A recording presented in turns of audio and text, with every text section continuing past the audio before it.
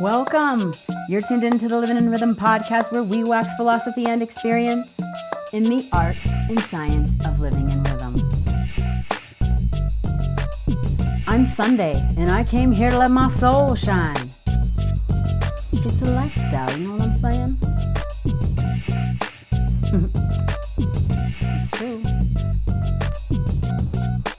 So, did you know that your energy, your vibration, your presence itself is actually communicating? It's expressing.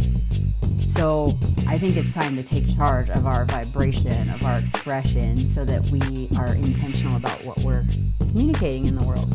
It's really foundational, but it's also, it seems like it should be common sense, but it really isn't. So I want to talk about that and how we can gain more sovereignty in our personal expression and our personal mental, emotional, physical, and spiritual sovereignty. How do we really own our presence? So we're going to talk about that, which definitely leads into the Hermetic principle of vibration. So I want to get into that. Last week we talked about the principle of correspondence. This week I want to talk about vibration and how everything moves. Everything has a vibration and a frequency. So we want to start to tune into that and use it for our benefit. And then we're going to get into core calibration like we always do. Tuning into the center of gravity, understanding our embodiment on a physical, spiritual level, and most of all through the breath. So we want to get into that, and then we're going to talk about the cosmic synchronization of things, the astrology of things right now. There's a lot of really big things coming up. We are waning into the last quarter square right now, and then we're heading towards a new moon, which will be a total solar eclipse. So I'm obviously going to get into that. And we can't let this next couple weeks pass without talking about the Lion's Gate, which is coming up this week. And, there's a lot of theories and projections into this Lion's Gate. So I want to get into my perspective on that. And as always, just how can we tune in and embody ourselves to the fullest so that we can have healthier bodies, minds, and spirits. All of this is connected and so important in this time. So I want to get into that a little bit. But before we do, we need to take a moment to really ground our energy and center ourselves, find our center of gravity with a little bit of breath and intention for the session. So take a moment to ground your energy, to feel your physical presence, to feel your seat, and take some deep breaths there. As you do that, feel the energy light up the spine. You get more energetics when you align the spine, and so by sitting in the seat, you allow the energy to rise from the root, up your center of gravity, through the navel, through the heart, the throat, the third eye, and then out the crown. And you know me, I love starting these sessions with just a breathing reminder. Take one breath. 1 to 3 breaths will always drop you back to your center of gravity, and that's really important. It's an important skill to develop in this time, because not only does the breath regulate the system on a circulatory level, but it also regulates the system on a nervous system level. And that is more important than ever. We've been talking about Leo and Aquarius a bunch. Leo is the ruler of the heart, and Aquarius is ruler of the nervous system. So that said, we want to focus more on our circulation and our nervous system and balancing those. So let's just do that 1 to 3 breath circulation practice. The 1 to 3 breath suspended breath is what I like to call it. And this is where you're centered. You take a nice deep inhale to the edge of your inhale and then hold the breath. And the trick is to hold it without stress, but see if you can sustain it. It's the sustained breath. When you're ready, you invite a little bit more breath in, pushing that boundary, and then exhale out the mouth. This suspended breathing has been one of my favorite go-tos because it really does just drive that energetic home around how important it is to just come back to center and how a breath can do it for you. One breath can do it. So let's just do one more where you inhale to the edge, suspend, as long as you want, as long as you can without stress. And then when you're ready, you invite a little bit more breath into the system and then exhale out the mouth completely, deeply. And then just allow your breath to regulate itself as we talk a little bit more about this Hermetic principle of vibration. Understanding that everything moves. Nothing is at rest. Even when you lay down at night to sleep, there is still movement occurring in your body. You've got your circulation, you've got your heartbeat, charging the system, electrifying the system through the nervous system, through the circulation, and moving things through your body while you sleep. So again, we never really are at rest because there's always movement happening. That pulse, that vibration, it's communicating. And so I want us to really start to tune into that. So last week we talked about how vibration is, we talked about the Hermetic principle of correspondence, and how through the Hermetic principle of correspondence, we study the relationship between above, below, within, without, this in and out, this rise and fall, the wax, the wane, it's in everything. And that that correspondence, that nature of correspondence then creates a vibration. It creates a back and forth, a vibration, a movement pattern. And then through that movement pattern, we get polarity, the oppositional forces, the diagonals. The polarity then leads itself to understanding rhythm and frequency.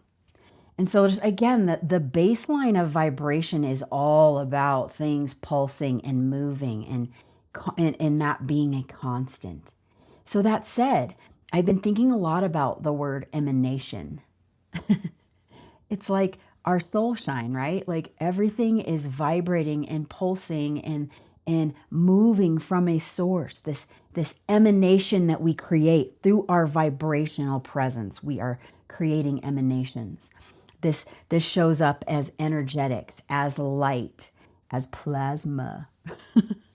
This flowing from source, these emanations, we can feel them, we can sense them. The vibration is palpable. And so that said, how do we take responsibility or ownership of or sovereignty of our own vibrational frequency, our own vibrational signature? One of those ways is by centering. Because when we center, when this is, again, we're taking responsibility. Just know it's a baseline. It's constantly happening. So a lot of people are vibrational signaturing, or their vibrational emanations are that of chaos or stress or anxiety. Just know that whatever you're feeling, whatever you're anchored into in a present state, that is emanating a vibration. And so when we tune in, when we ground our energy, and when we circulate that clear, organized center of gravity with the rhythm of the breath, that becomes a little bit more clear. That becomes a little more precise in what we're trying to communicate, or how we're trying to be in this world.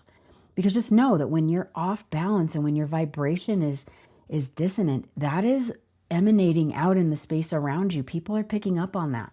It's communicating an energy or a vibe. This is what we talk about with like auras and vibes. It's like, what are you really putting out and projecting out through your field, through your aura or biofield? We want to be intentional about that. So with that said, I want to get into this core calibration session and really start to get that, so the core calibration is an intentional phrasing that I use, because that is an embodiment skill. To be able to calibrate your core, to tune in mind, body, spirit, to align your spine and your chakra system, to then be present with the vibrational energy that you're emanating. What is the frequency that you're radiating from your center? And so when we do the breathing exercises, that's one way. The other ways are through actually tuning into the spine and the actual physicality of our body, hips, shoulders, hands, feet, head, neck, and spine. It's all connected, And so We already tuned in with the breathing, but I really want you to start to recognize that when you breathe, you are actually intentionally, when you intentionally breathe, you are working that within, without, that relationship of correspondence. And then through that intention and precision, you set a vibration. So cool. And so again, it's just like, what kind of vibration do you want to set? A lot of it is just anchoring into the moment. It doesn't have to be anything specific. Although this is a powerful thing to do, which is what I do to actually prepare for the podcast, is I actually set my center with that intention, and I do my best to stay in that frequency so that I'm communicating effectively. So also with that, let's talk a little bit about the idea of like really coming from the heart, because this is the main message, heart and soul, of these next 18 months with these eclipses.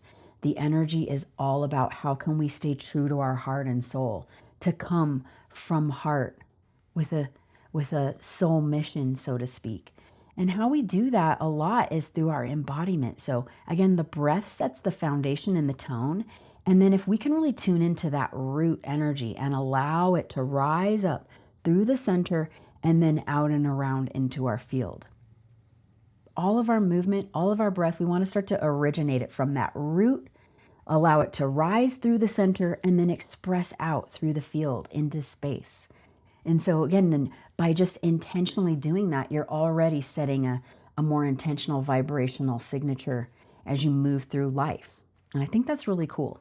So a couple of the other side movements, the embodiment movements I wanted to bring into this session today to really help us move from that heart center is, one, you anchor in the root. And then when you come to that heart center, hold the spine nice and long and steady, and then work head and neck movements only. So we're going to do head and neck side bends as you stretch your ear up to the sky. One ear drops towards the shoulder, the other ear reaches towards the ceiling or the sky. Come back to center, recommit to the heart and the navel and the pelvic floor, that root organization. And then other side, stretch the ear towards the sky and that other ear towards the top of the shoulder, keeping everything very centered and neutral, just the head and neck. So head and neck side bends are a great way of opening up that energy that's sourced from a strong, solid root, from the heart. It then comes through the throat and crown, expresses that way. So it's all, again, it's sort of, I'm talking a little bit of like Kundalini energy. Not necessarily Kundalini yoga, but Kundalini energy, that potential energy that dwells in our spine, at the root of our spine. And when we start to bring it up and through and forth, it gives us more energy and it shines more energy in this world. So energy is a good thing. So there's the head, neck, and shoulder connection. And then I want to talk about the head, neck, and shoulder connection through the turning. So I love this cue. My teacher calls it listening ears. And it's a great, great cue because, again, you want to root into the base of your spine, navel, pelvic floor. So root, navel, heart. And then you're going to turn your head to one side.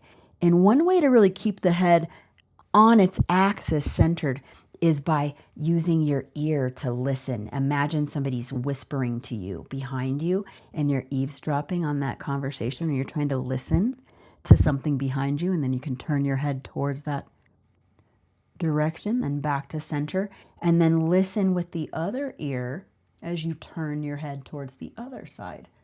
And what I love about that, again, is that we're looking to use our center of gravity as an anchor force.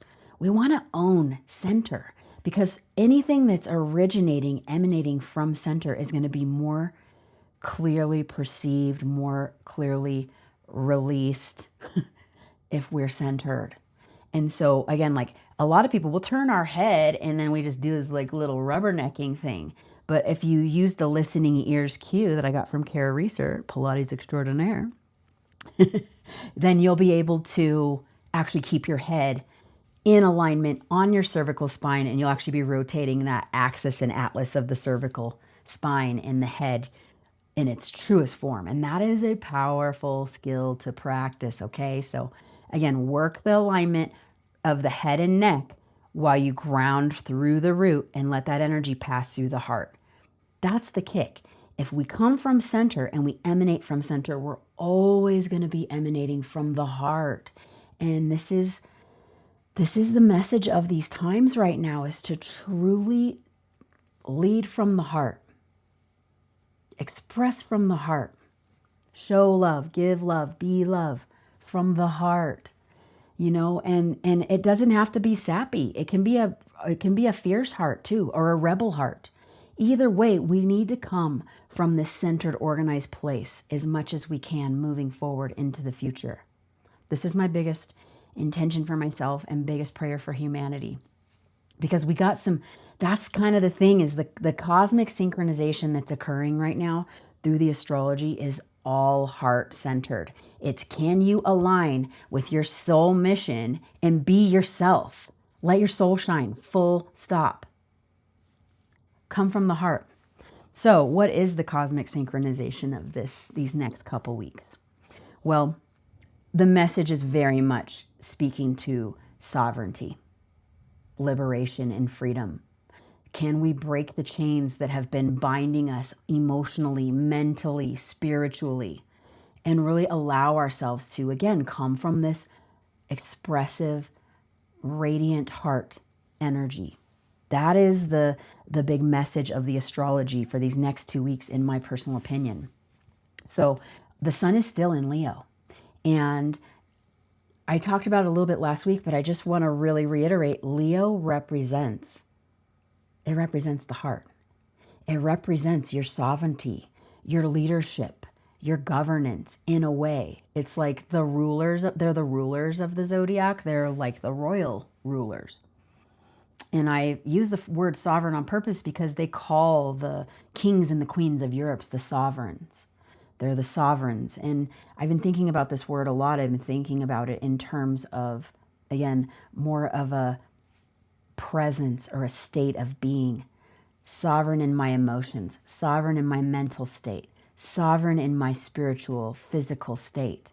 And what does that look like? It's a ownership, it's a freedom, but it's also a great responsibility, because it's an embodiment of all that we're trying, all of those things that we're trying to be free from.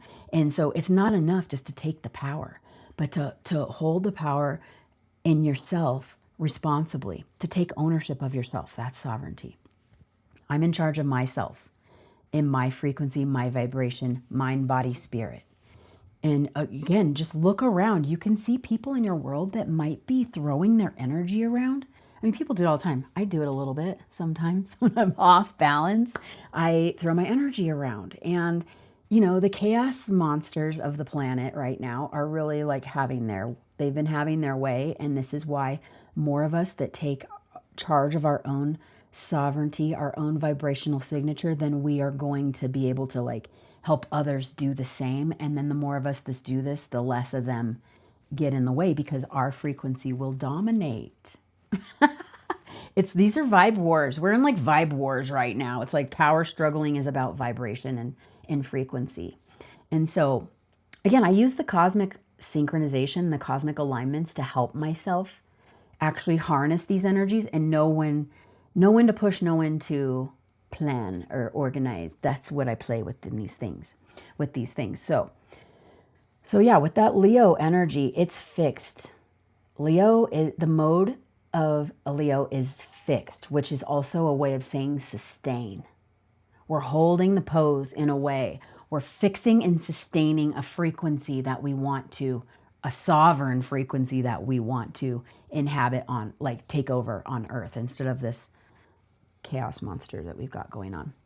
And so let's talk a little about the sun, the moon. So the sun being in Leo, the moon is waning from that full moon. It's waning towards the last quarter square, also known as the last half, left side illumination.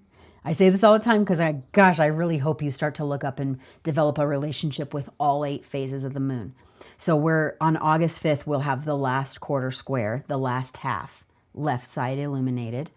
And so the sun will be in Leo and the moon will be in Taurus, 5 degrees. So those, I always love I've been talking about this. This second season of the podcast has been all about the half moons. I've basically been releasing them on or around the half moons. I don't go according to the Gregorian calendar very much. I have to because that's the way that the system is structured. But in general, I'm on lunar time, y'all. I'm living the moon time. If you know, you know what that is. So yeah, I'm living the moon time. So this last quarter square is coming on August 5th, and then it will continue to wane towards a new moon, which we'll get to in a minute. But before that wane completely happens, that we are coming across what's called the 8-8 Lion's Gate. And I'm going to get a little sassy because I can't help myself. I'm a rascal. But the 8-8 Lion's Gate takes place on August 8th, officially, in the spiritual community. However, the Lion's Gate itself is, what it represents is, it represents Sirius on the horizon. The star Sirius, one of the brightest stars in the sky, it's rising. So Sirius rising, it starts to take place around late July, and it kicks in through like the second week of August. And a lot of times in history, you've actually heard this referred to as the dog days of summer. That's like midsummer. Middle of every season is a sustained fixed sign. All of the mid-seasons are fixed. And so the spiritual community kind of took hold of this Lion's Gate because the lion, Leo, is where the sun is at in the tropical zodiac.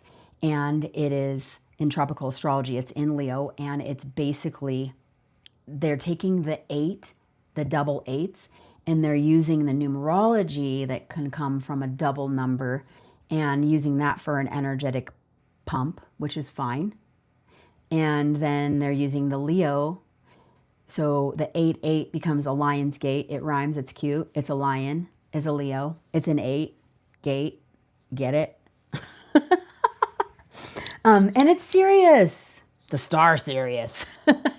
The star Sirius is on the horizon. And what's kind of interesting about all this, and you'll hear me talk a little bit, like I go in waves, but like tropical astrology versus sidereal astrology, they're both great. I don't think that it's something that both are great to observe, and I highly recommend you do. With the sidereal, you're going to look at the exact position of things. With tropical, it's more of an esoteric and energetic archetype. And what I mean by that is that in tropical astrology, they do not account for the fact that the universe is expanding and that things are changing degrees throughout time in position in space. And so at one point in time and space, yeah, Sirius rose on the horizon on 8-8. But it's not like that right now. It's a little bit off skew because of the precession of the equinox, which is a completely different, I got to do that workshop because it's a completely different, it's a whole, I could spend hours talking about it. And so for me and my living in rhythm, I definitely study both. I love looking at the sidereal chart, and I love relating to the tropical. Tropical is more mainstream. It's more archetypal. So I use that more. I use that more when I'm speaking on my podcast and when I'm doing sessions. But I don't want to negate the other by any means. So what I want to say about that, though, is the last thing I really want to say. Two more things about the Lion's Gate. One is that 8-8, as it is a powerful combination numerically, because the numbers do represent energetics and they do hold energy and frequency and vibration. And there's part of me that wants to give a little sassy talk to the fact that, like, I've never been one to align with the calendar, the Gregorian calendar. It's a cosmic joke that my birthday is the second to the last day of the Gregorian calendar, because if it weren't, I wouldn't probably celebrate the new year the way everybody else does. Because I celebrate the solar cycle with the seasons and the lunar cycle. That is living in rhythm to me, is actually me harmonizing myself with the natural cycles of life. The Gregorian calendar is a construct made by men a long time ago. And we use it. And then this month has 31 days, that month has 30 days, this time it has 28 days, every other 4 years we go 29 days, and then we fall back, and then we spring forward, and then we do this, and it's all like to construct time. out of sync with nature. So when we're living in rhythm and we're studying these, it's like natural time. That's what I'm studying. That's what I like to share.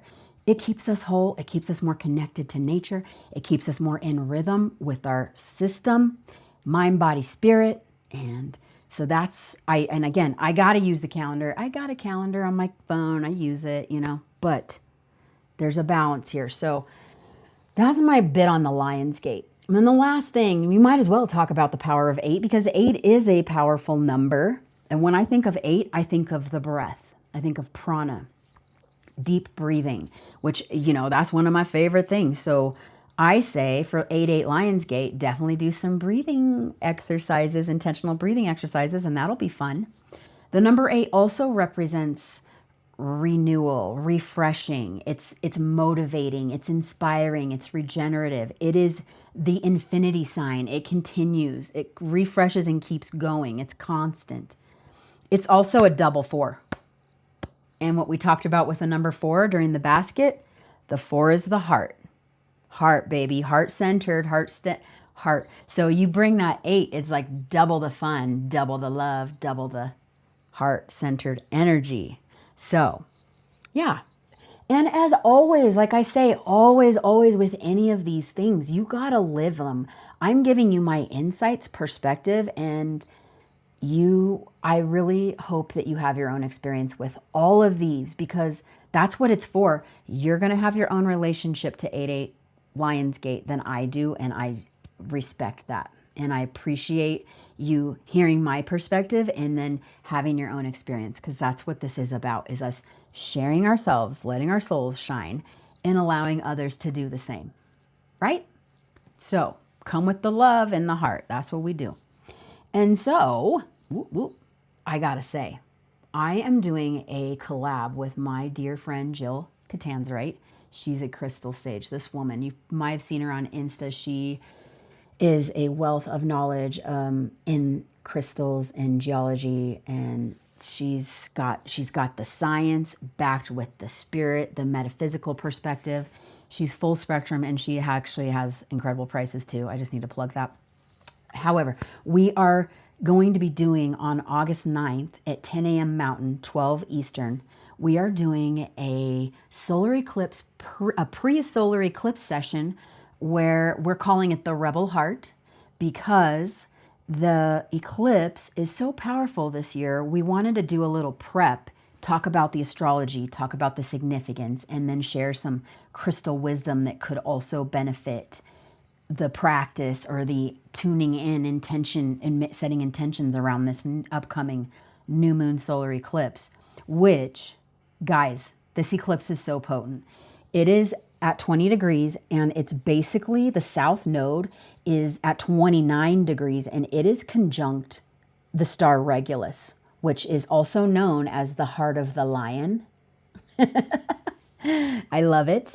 And what's really wild about this is that 2017, the last solar eclipse in Leo, it was a north node. So we're having a nodal flip eclipse. And if you're in the workshop, you know what that means. And some of you know what that means anyway. But we're having a nodal flip eclipse. But the last time in 2017, when we had this solar eclipse, it was conjunct the Star Regulus. So we're back again at the heart of the lion. But the south node is there. So I want to talk about this in this workshop. I'm going to talk about it. It's deep. You can put it together for yourself, but I'll go deeper in the workshop on the 9th.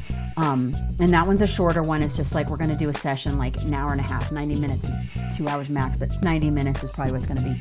But we're going to talk about the power of south node at the heart of the lion.